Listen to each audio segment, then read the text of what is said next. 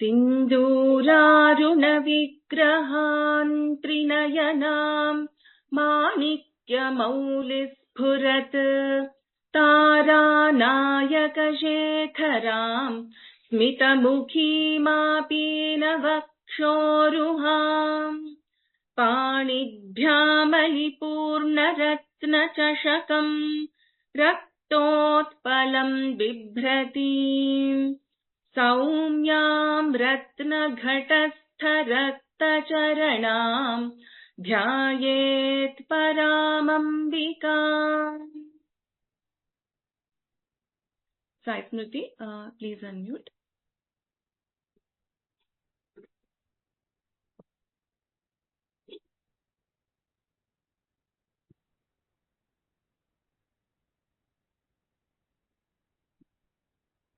So before I chant, I will just highlight the Mahaprana Aksharas in this verse.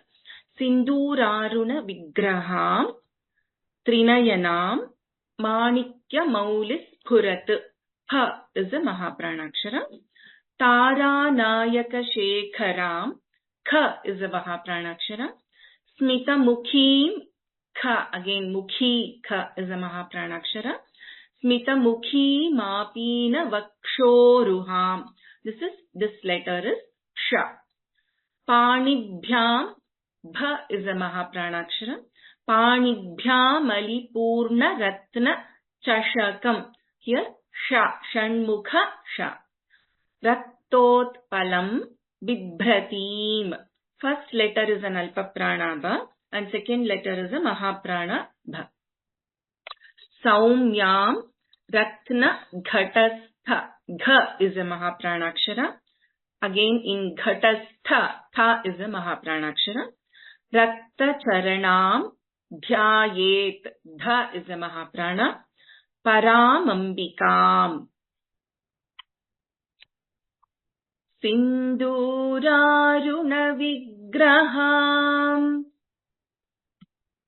Sinduraruna Vigraham. Sinduraruna Vigraham. Trinayanam. Trinayanam. Trinayanam. Manikya Maulisphurat. Manikya Maulisphurat. Manikya Maulisphurat. Taranayaka Shekharam. Taranayaka Shekharam. Taranayaka Shekharam. Smitamukhi Mapinavakshoruham. Smitamukhi Mapinavakshoruham. Smitamukhi Mapinavakshoruham. Panibhyamalipurna. Panibhyamalipurna. Panibhyamalipurna. Ratnachashakam. Ratnachashakam. Ratnachashakam. Raktotpalam. Raktotpalam. Raktotpalam. Bibhratim. Bibhratim. Bibhratim. Saumyam. Saumyam. Saumyam. Ratnaghatastha. Ratnaghatastha. Ratnaghatastha. This here, Gha is a Mahaprana, Ta is an Alpaprana, and again Tha is a Mahaprana. Ratnaghatastha. Ratnaghatastha. Ratnaghatastha. Raktacharanam. Raktacharanam. Raktacharanam. ध्यायेत् परामम्बिकाम् ध्यायेत् परामम्बिकाम् ध्यायेत् परामम्बिकाम् सिन्दूरारुणविग्रहाम् सिन्दूरारुणविग्रहाम् सिन्दूरारुणविग्रहाम् त्रिनयनाम् त्रिनयनाम् त्रिनयनाम् माणिक्यमौलिस्फुरत् माणिक्यमौलस्फुरत् माणिक्यमौलस्फुरत् तारानायकशेखराम् तारानायकशेखराम् तारानायकशेखराम् स्मितमुखीमापीनवक्षोरुहाम् स्मितमुखीमापीनवक्षोरुहाम् स्मितमुखीमापीनवक्षोरुहाम् पाणिभ्यामलिपूर्णरत्नचषकम् पाणिभ्यामलिपूर्णरत्नचषकम् पाणिभ्यामलिपूर्णरत्नचषकम्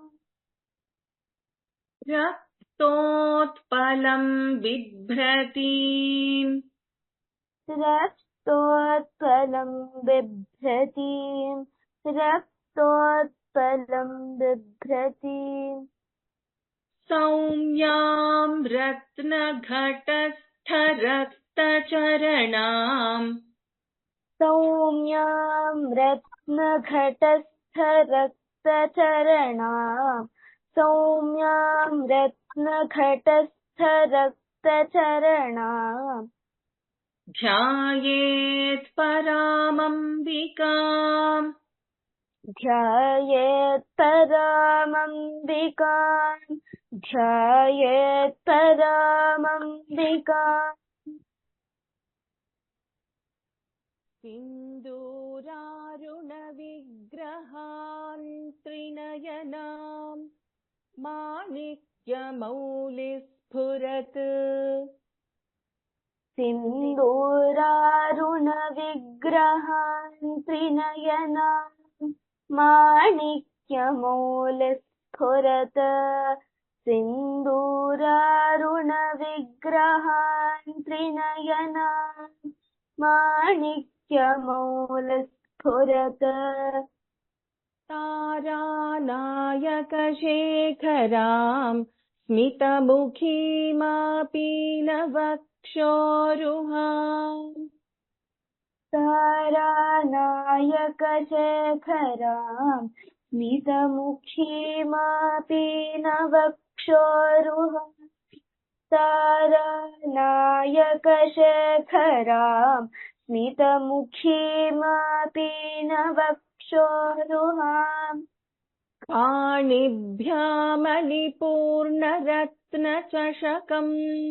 रक्तोत्पलम् बिभ्रतीम् पाणिभ्यामलिपूर्णरत्नचषकम् रक्तोत्पलं बिभ्रतीम् पाणिभ्यामलिपूर्णरत्नचषकम् रक्तोत्पलं बिभ्रतीम् सौम्याम् रत्नघटस्थरक्तचरणाम् ध्यायेत् परामम्बिकाम्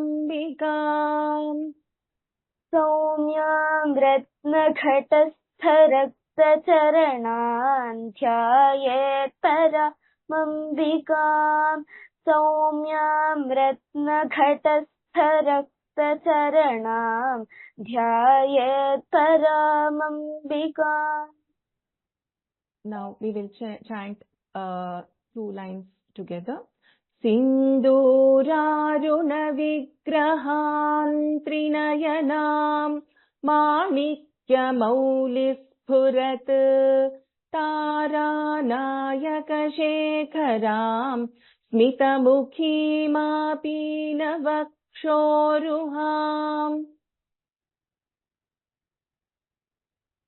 सिन्दूरारुणविग्रहान् त्रिनयनाम् माणिक्यमौलिस्फुरत् तारानायकशेखराम् स्मितमुखीमापीनवक्षोरुहाम् सिन्दूरारुणविग्रहान् त्रिनयनाम् माणिक्यमौलिस्फुरत् तारानायकशेखरां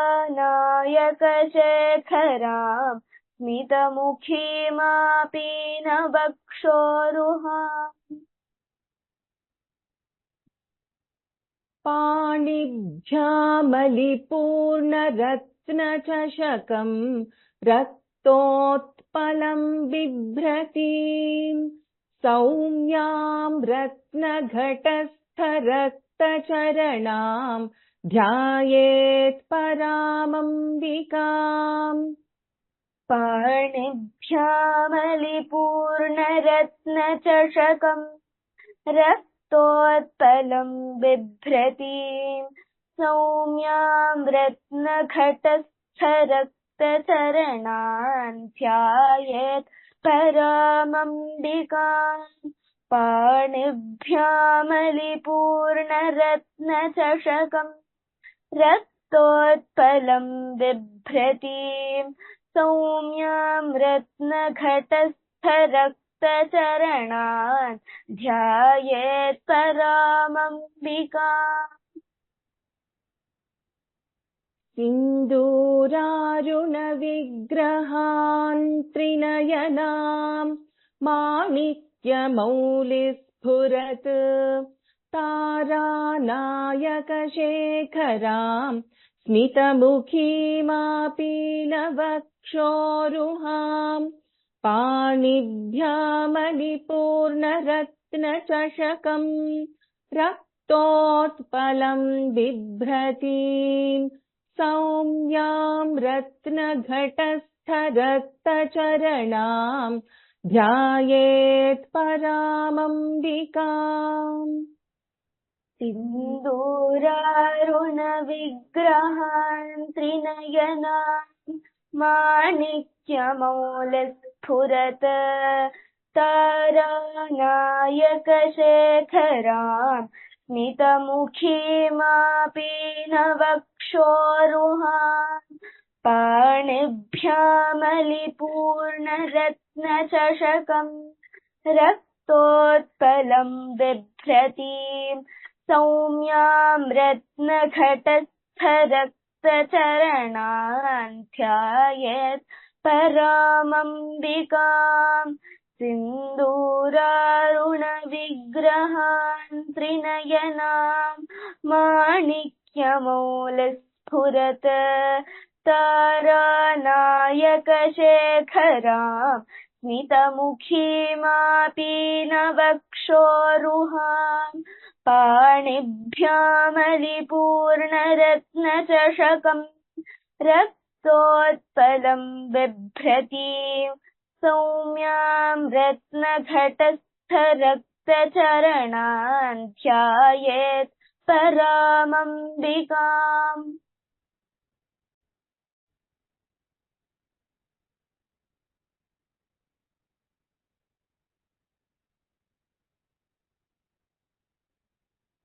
Am I audible? There looks like there is some network issue. Am I audible? Yes, ma'am. Okay. You chanted twice, right? Okay. Dhanyavadaha. So there was a question from one of the attendees whether this should be chanted as Sinduraruna Vigraham or should be Sinduraruna Vigrahan Trinayanam.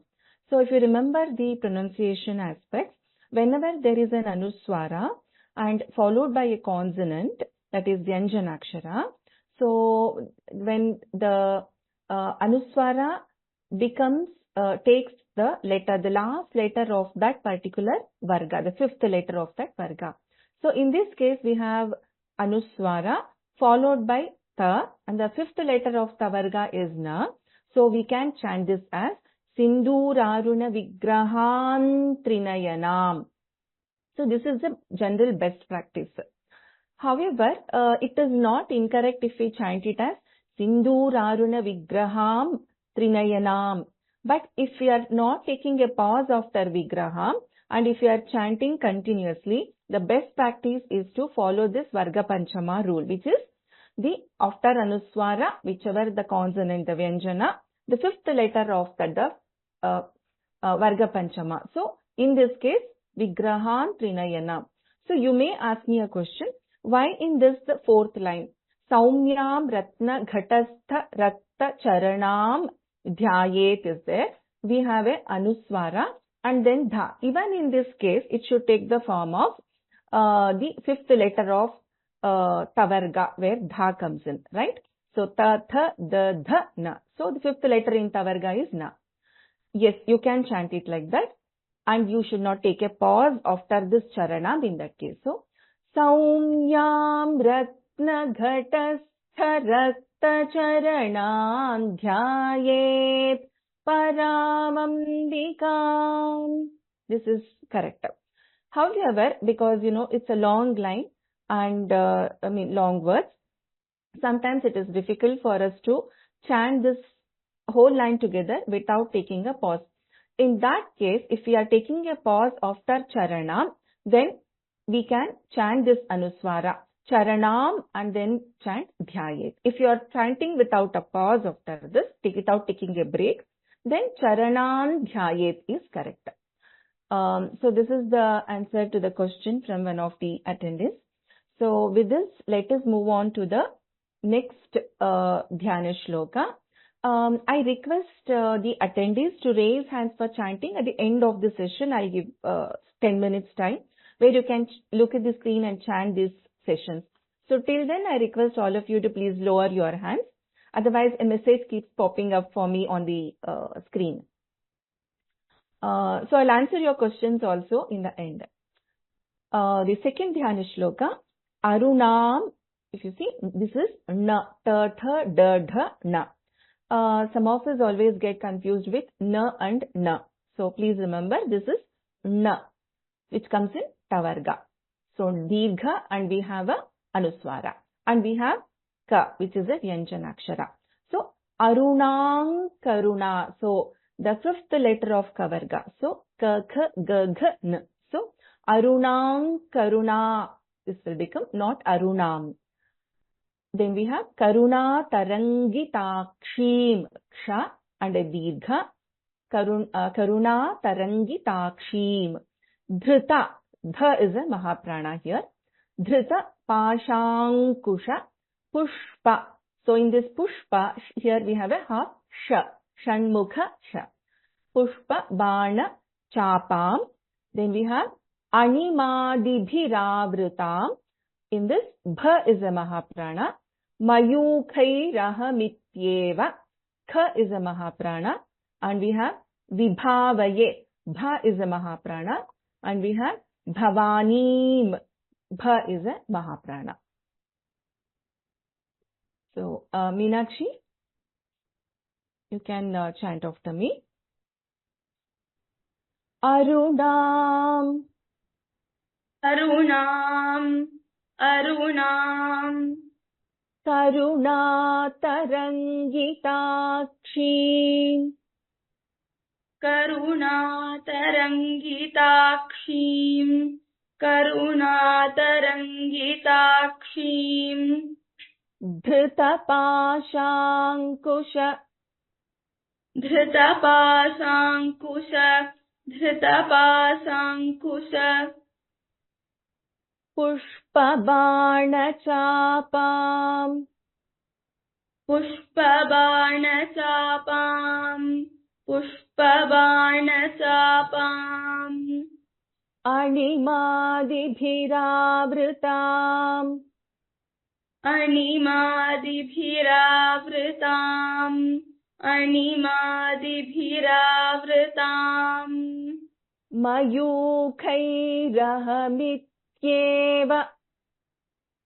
मयूखैरहमित्येव मयूखैरहमित्येव विभावये विभावये विभावये भवानीम् भवानीम् भवानीम् अरुणां करुणातरङ्गिताक्षीम्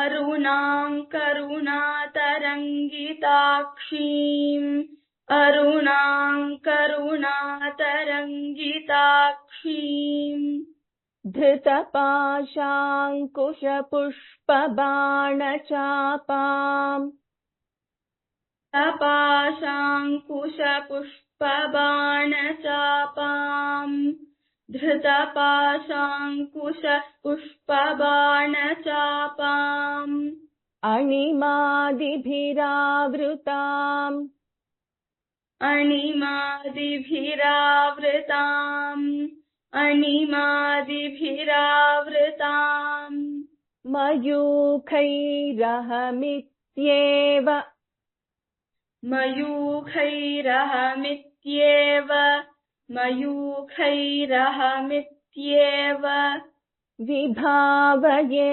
भवानीम् विभावये भवानीम् विभावये भवानीम् अरुणां करुणातरङ्गिताक्षीम् अरुणां करुणातरङ्गिताक्षीम् अरुणां करुणातरङ्गिताक्षीम् धृतपाशाङ्कुशपुष्पबाणचापाम् धृतपाशाङ्कुशपुष्पबाणचापाम् धृतपाशाङ्कुशपुष्पबाणचापाम्.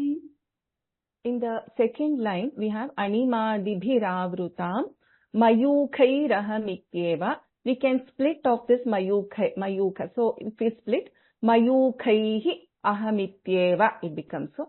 Animadibhiravrutam mayukhaihi ahamityeva vibhavaye bhavanim. If we take a split here, if we split the word and the sandhi is there. If we are chanting together, it is mayukhairahamityeva. Both are correct. Animadibhiravrutam mayukhaihi. Animadibhiravrutam mayukhaihi. Animadibhiravrutam mayukhaihi. Ahamityeva vibhavaye bhavani. Ahamityeva vibhavaye bhavanim. Ahamityeva vibhavaye bhavanim.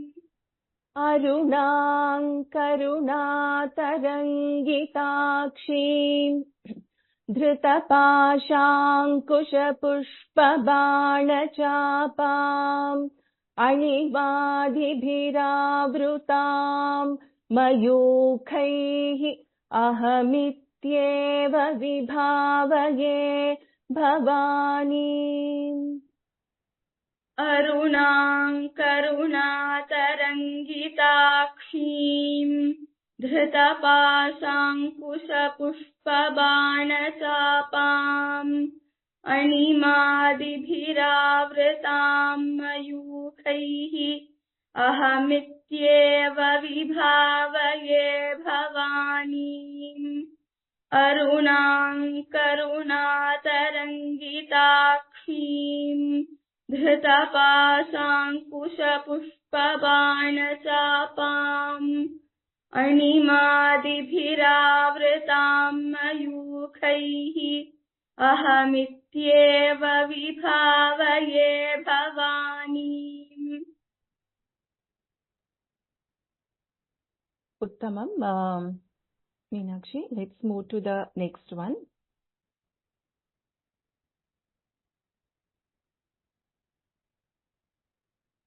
Dhyayet. Dha is a Mahaprana. Padmasanastham. In Padma, we have the and ma and a. Padmasanastham. The last letter here is tha, Mahaprana. Vikasita vadanam. Padma patrayataksheem. Padma patrayataksheem. Hemabham. Bha is a Mahaprana. Pita vastram. Karakalita lasaddema. We have a alpa prana da and the. Karakalita lasaddema. Padmam. Varangeen. Sadbalankara yuktam. Satatamabhayadam. So in Satatamabhayadam, Bha is a Mahaprana. Bhaktanamram, Bha is a Mahaprana. Bhavani, again Bha is a Mahaprana.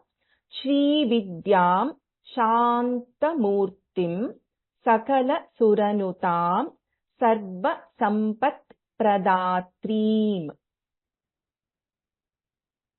Meenakshi, you can continue with me now. Dhyayet. Dhyayet. Dhyayet. Padmasanastham. Padmasanastham. Padmasanastham. Vikasita vadanam. Vikasita vadanam.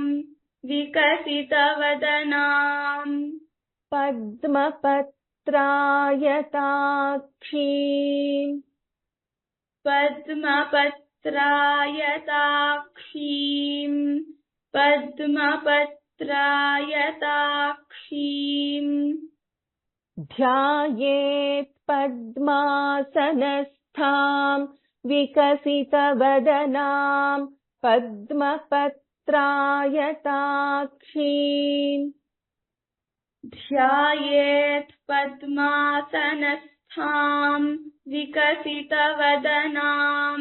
Padma patrayataksheem. Dhyayet padmasanastham. Vikasita vadanam. Padma patrayataksheem. Hemabham pitavastram. Hemabham pitavastram. Hemabham pitavastram. Karakalitalasaddhema padmam. Karakalitalasaddhema padmam. Karakalitalasaddhema padmam. Varangim. Varangim. Varangim.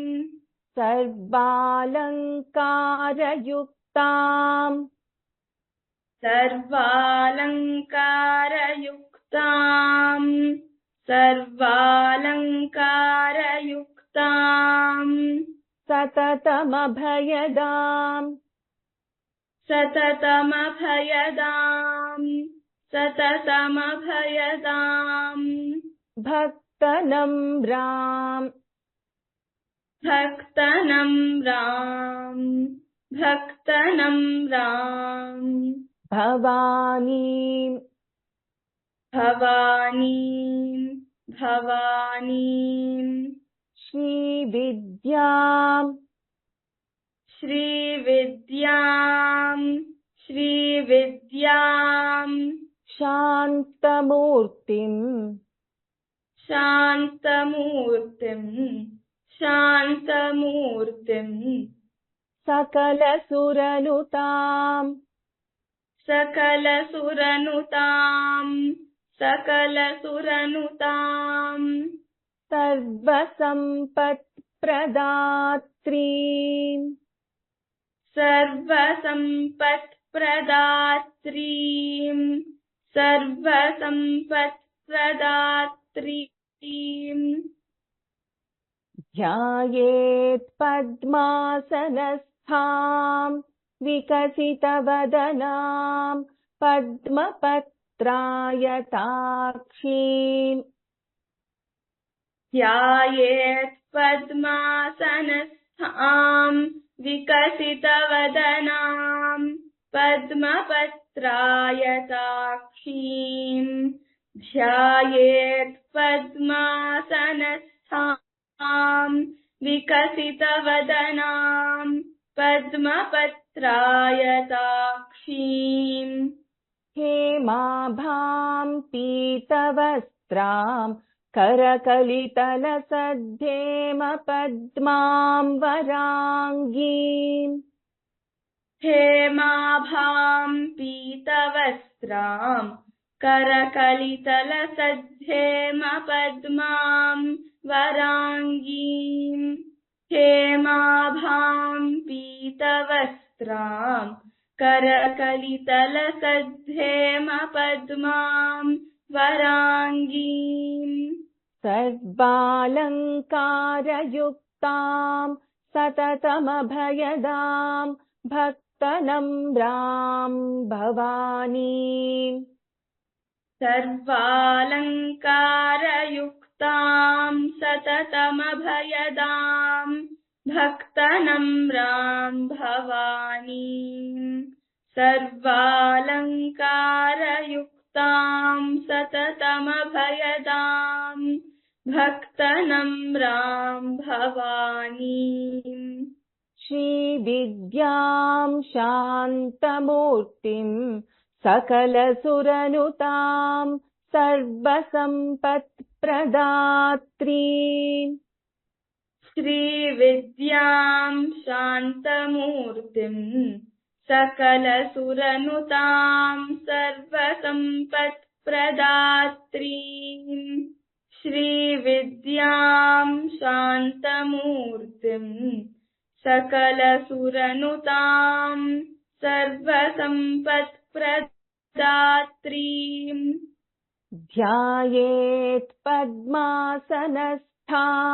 विकसितवदनां पद्मपत्रायताक्षीं हेमाभां पीतवस्त्रां करकलितलसद्धेमपद्मां वराङ्गीम् सर्वालङ्कारयुक्तां सततमभयदां भक्तनम्रां भवानीम् श्रीविद्यां शान्तमूर्तिं सकलसुरनुतां सर्वसम्पत्प्रदात्रीम् ध्यायेत् पद्मासनस्थां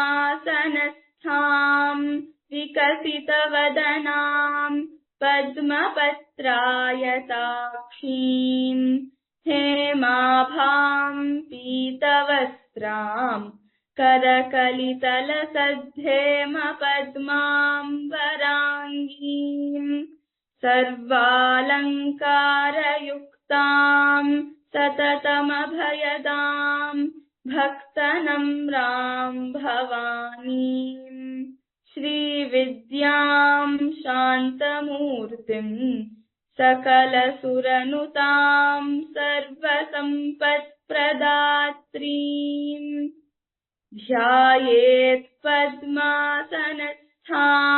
विकसितवदनां पद्मपत्रायताक्षीम् हेमाभां पीतवस्त्रां करकलितलसद्धेमपद्मां वराङ्गीम् सर्वालङ्कारयुक्तां सततमभयदां भक्तनम्रां भवानीम् श्रीविद्यां शान्तमूर्तिं सकलसुरनुतां सर्वसम्पत्प्रदात्रीम् उत्तमम्।